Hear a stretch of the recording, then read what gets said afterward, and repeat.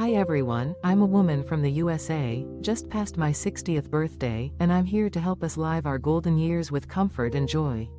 Today, I've got a story that might hit close to home.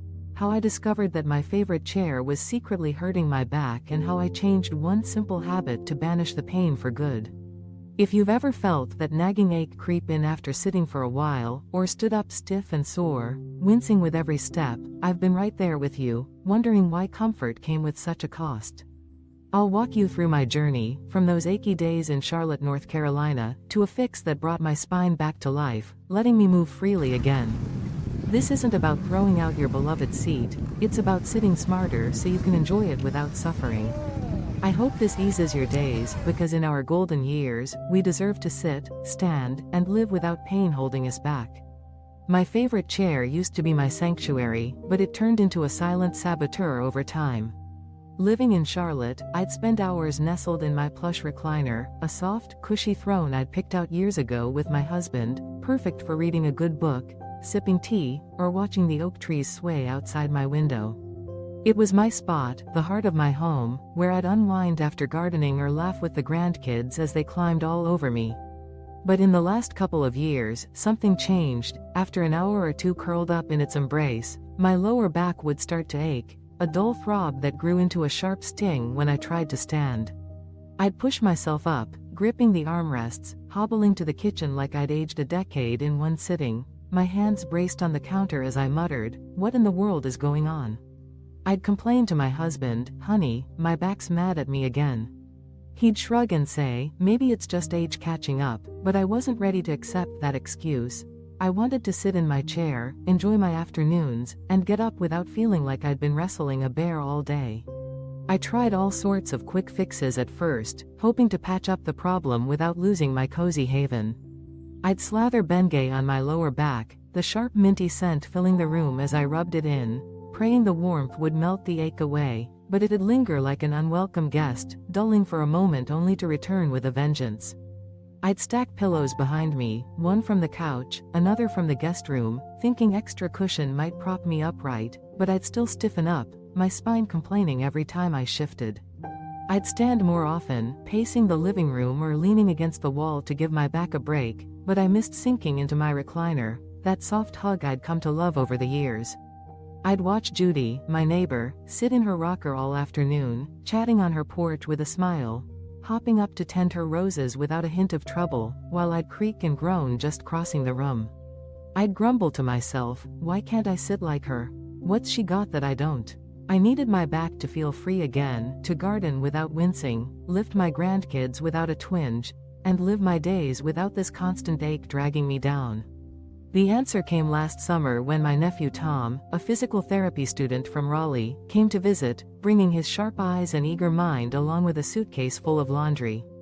We were sipping iced tea on the porch, the kind with a splash of lemon that cools you right down, when I winced standing up from my chair and let out a sigh. "Tom, my recliner's killing my back, I don't know what to do."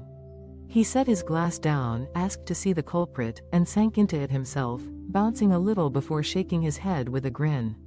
"Auntie, this chair's too soft, it's got no support, your spine's sinking like a stone in there," he said, his voice firm but kind. He'd seen patients in his classes ruin their backs on squishy seats just like mine, slumping into bad posture that strained muscles and pinched nerves, but he'd helped them fix it with one easy swap, a firmer chair with a touch of cushion for balance. I balked at first, but "Tom, this is my favorite chair, it's perfect." He just smiled, "Try it my way for a week, you'll see." I wasn't sold, but I trusted his know-how, so I gave it a shot back in Charlotte, and it changed everything. I'm pain-free now. Here's the whole story, how I made it work, and every bit you need to try it too. The swap. A firmer chair with a cushion saves your back. Tom's fix was all about swapping softness for support, a change that sounded simple but felt like a revelation.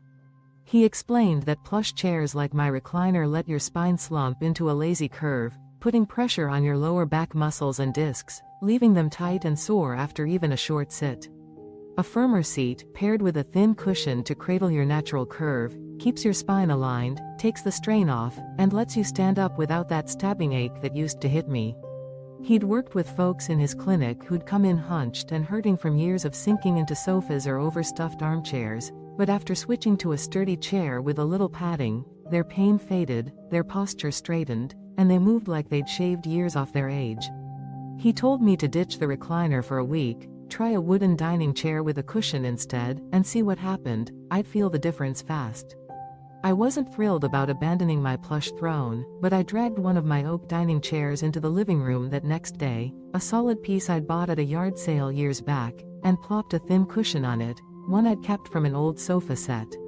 I sat down, feeling the hard surface under me, my back straight instead of sinking, and at first, I missed that cozy hug of my recliner, grumbling to myself, this feels like a punishment. But after an hour of reading, I stood up, braced for the usual sting, and nothing. No ache, no stiffness, just a smooth rise to my feet, my back relaxed and my legs steady as I walked to the kitchen for a glass of water. I kept at it, sitting in that firm chair every day, adding a folded towel under the cushion if I wanted a tweak, and by the end of the week, I was getting up without a wince, no need to grip the table or shuffle my steps. Now, I've made it my go-to spot. I sit in my dining chair with its cushion for reading, tea time, even watching TV, and my back's happier than it's been in years, no pain to slow me down. Tom was spot on when he said, soft chairs are the enemy, firm's your friend. It's been a lifesaver, plain and simple.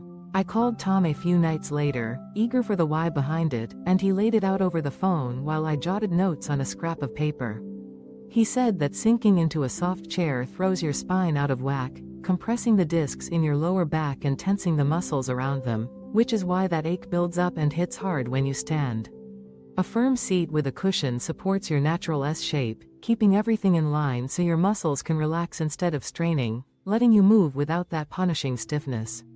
I used to feel that throb every day, my back screaming after an hour in my recliner, my steps slow and careful like I was walking on eggshells, but now I'm free, standing tall and easy like I used to. Judy saw me sitting in my new spot when she popped over for coffee, asked about it, and swapped her cushy sofa for a rocker with a pad. Now she says, I feel great, no more back grumbles. My sister in Atlanta tried it too after I told her over our Sunday call, texting me, I can't believe it, I'm not hurting anymore. It's so straightforward, yet it's turned my days around, giving me back the comfort I thought I'd lost. I've tweaked it to fit my life, making it my own little ritual over time.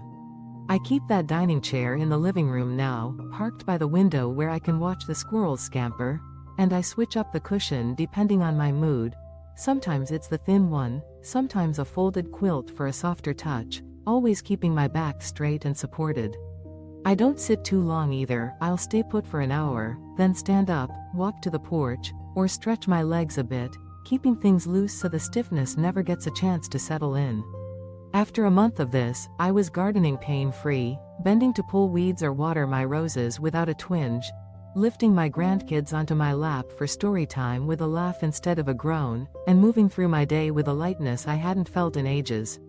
I'd call Tom every so often, saying, you fixed me, kiddo, I owe you. And he'd chuckle, I told you it'd work, didn't I? It's not just about dodging pain anymore, it's about freedom, feeling strong and ready for whatever my day throws at me. The best part is how easy it is to make it work anywhere, no big overhaul needed. Some days, I'll sit at the kitchen table if I'm writing letters, using a chair with a flat seat and tossing a small pillow behind me, or I'll take my firm setup to the porch when the weather's nice, enjoying the breeze while I read without worrying about my back paying the price. I've played with it too. Sometimes I'll adjust my posture, sitting up tall like I'm at a fancy dinner. Other times I'll lean back just a touch, always keeping that cushion in place to cradle my spine. After a few weeks, I noticed more than just pain relief. My energy perked up too, no more slumping into exhaustion after sitting, just a steady flow that kept me going. Judy's fully on board now, rocking in her firm chair every afternoon, and she says it's not just her back that's better, but her whole day feels easier.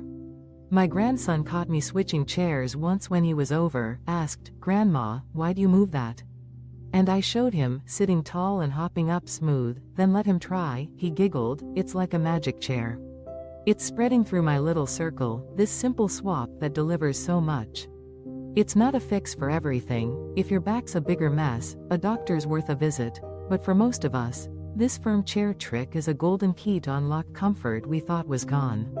It wasn't instant for me, I'll be honest. Those first days, I missed my recliner's hug, and I'd sneak back to it once or twice, only to feel the ache remind me why I'd switched. But I stuck with it, building it into my routine, and now it's second nature. Tom showed me that pain doesn't have to win, it's just a sign to change, and I feel it every time I stand up free and easy. I tell my husband now, honey, I've tamed my back. And he grins, you're my strong gal again. If you're ready to ditch the ache, try it today. Swap that soft seat for something firm, add a cushion, and feel the relief roll in. It's pure gold, like Charlotte's warm afternoons, keeping you moving when pain wants to stop you. Loved this back-saving tip? Follow Harmonic Aging for more golden years gems like this, hit that subscribe button, and let's keep thriving together.